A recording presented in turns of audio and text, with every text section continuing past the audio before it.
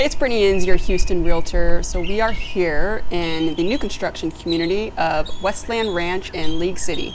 And if you were here on the channel 2 months ago, you might have seen the very first video that we put up of the community, and it had barely gotten started.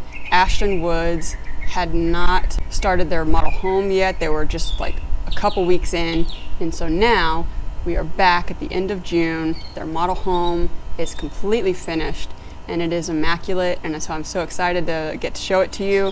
I tell you, it is truly one of the most immaculate model homes that we've shown. As far as the community goes, they have a few quick move-ins that are available by August, September, October. But for the most part, there are an enormous amount of lots available. And so if you are looking to build from the ground up, there are just loads of options. And so without further ado, if you're ready, let's go take a look at this one.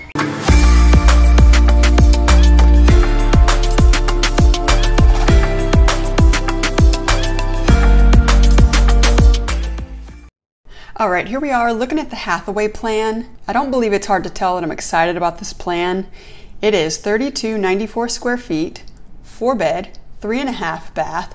There's a study on the first floor, a game room on the second, with a 3-car tandem garage here.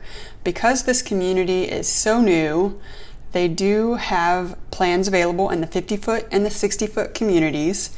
The 50-foot section starts in the high 380s, and the 60-foot section starts in the 470s.